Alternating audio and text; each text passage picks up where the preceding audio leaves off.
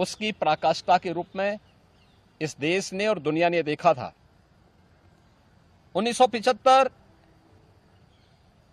की इमरजेंसी की घटना के 50 वर्ष पूरे हो रहे हैं। 1975 में देश के लोकतंत्र को बचाने के लिए, संविधान को फिर से बहाल करने के लिए, नागरिक अधिकारों की रक्षा करने के लिए जिन लोगों ने जेल की यातनाओं को सहा था, जिन लोगों ने उस कालखंड में लोकतंत्र के लिए अपना सर्वस्व न्यौछावर करने का कार्य किया था,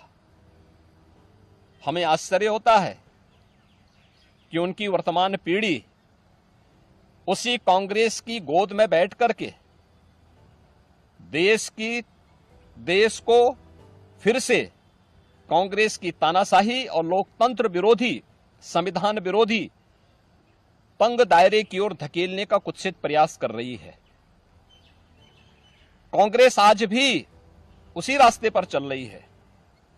और उसी का परिणाम है। जहां भी कांग्रेस नेतृत्व की सरकारें हैं, उनका रवैया, उनके कार्यप्रणाली, उनके द्वारा किए जाने वाले कृत्य इस बात के उदाहरण प्रस्तुत करते हैं। उनके जो सहयोगी हैं, बंगाल में टीएमसी है, केरल के उनके सहयोगी हैं, या तमिलनाडु के उनके सहयोगी हैं, या कांग्रेस नेतृत्व की सरकारें जहां कार्य कर रही हैं, उनकी कार्यपद्धति को आप देखें। जो लोग जनता को गुमराह करके संविधान के नाम पर संसद की कार्रवाई को बाधित करने का प्रयास कर रहे हैं, वे लोग कभी अपने गिरेबान में भी झांक के देखें। क्या उन्होंने सही मायने में संविधान का पालन किया था? क्या ये सच नहीं कि देश की संसद में कांग्रेस के एक वरिष्ठ नेता ने वहां पर जिस प्रकार का आचरण किया था, एक बिल को संसद के फ्लोर पर ही किस तरीके से अपमानित करने का काम किया था, वहां फाड़ने का काम किया था, ये क्या किसी से छुपा हुआ है? या अन्य अनेक ऐसे कृत्य जिसने लोकतंत्र को कमजोर किया है और लगातार देश के लोकतंत्र को कमजोर कर रही है, ये सभी कांग्रेस के वे कृत्य हैं जिसके लिए कांग्रेस को यह देश कभी माफ नहीं करेगा। को और कांग्रेस की तानाशाही में प्रत्यक्ष और अप्रत्यक्ष रूप से सहभागी बने उन सभी राजनीतिक दलों को भी, जिन्होंने देश के अंदर कांग्रेस के खिलाफ लोकतंत्र को बचाने के लिए हुआ था, आज वे कांग्रेस की गोदी में बैठ करके जिस तरीके का आचरण कर रहे हैं, यह देश और इस देश की जनता उसे किसी भी स्थिति में स्वीकार नहीं करेगी। कांग्रेस को और कांग्रेस के इन सभी सहयोगियों को, जिन्होंने लोकतंत्र को कमजोर किया है, संविधान के प्रावधानों को समय समय पर मानने से इनकार किया है, इसके लिए आज इमरजेंसी की 50 वर्ष पूरे होने पर इन्हें देश की जनता से माफी मांगनी चाहिए, अपने इस कृत्य के लिए और अपने न केवल चेहरे को बल्कि चरित्र को देश के संसदीय लोकतंत्र के अनुरूप ले जाने के लिए। मित्रों, भारत के संसदीय लोकतंत्र का एक काला अध्याय आज से ठीक 50 वर्ष पूर्व आज के दिन ही देर रात्रि में हुआ था, जब कांग्रेस की तत्कालीन सरकार ने भारत के संविधान का गला घोंटते हुए लोकतंत्र को पूरी तरह समाप्त करने की साजिश रची थी।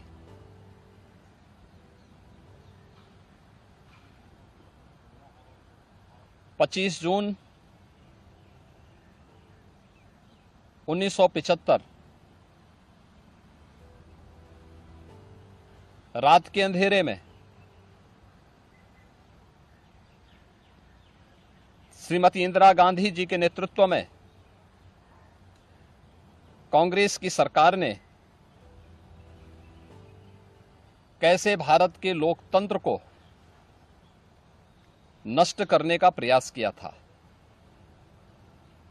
उस समय के सभी विपक्षी दलों के नेताओं को, उसमें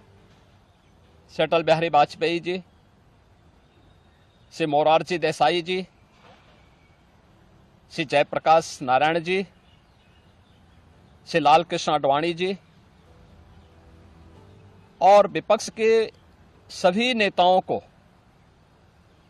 बंद करके लोकतंत्र के गले को पूरी तरह घोंटने का प्रयास किया था। आज जब 50 वर्ष के उपरांत हम इमरजेंसी की उन यादों को स्मरण करते हैं तो स्वाभाविक रूप से कांग्रेस में चेहरे बदले होंगे, लेकिन उसका चरित्र, उसके हाव भाव आज भी वही हैं जो 1975 में एक बर्बर चेहरा उस समय में कांग्रेस पार्टी का देखने को मिला था। कैसे उन्होंने संविधान की मूल आत्मा कही जाने वाली प्रेम्बल में संशोधन करके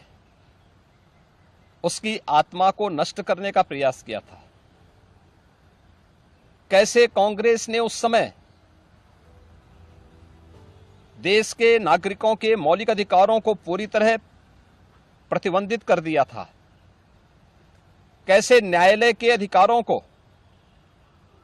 कांग्रेस पार्टी ने उस समय में बंधक बना के रख दिया था। और आज भी कांग्रेस पार्टी में भले ही नेतृत्व बदला हो, लेकिन उसका चेहरा बदला हो, लेकिन चरित्र तो उसका आज भी वही है। ये लोकतंत्र की दुहाई देते हैं, लेकिन भारत के बाहर जाकर के भारत के लोकतंत्र को कटघरे में खड़ा करते हैं। भारत की चुनाव प्रणाली पर प्रश्न चिन्ह खड़ा करते हैं। भारत के बाहर जाकर के भारत को और इसके लोकतंत्र को कोसते हैं। भारत के अंदर हर चुनाव की प्रक्रिया में बाधा पैदा करके ईवीएम पर अपने अकर्मण्यता का दोष थोपने का प्रयास करते हैं।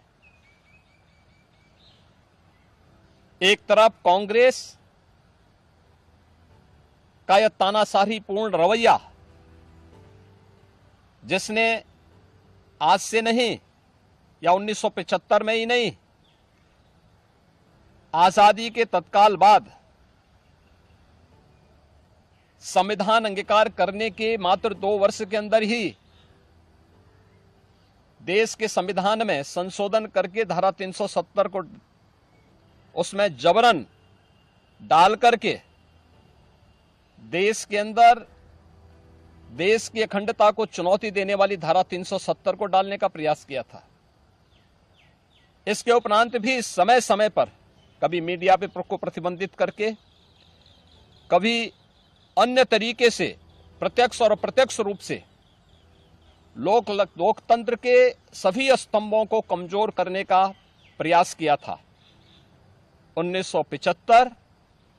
25 जनवरी 1975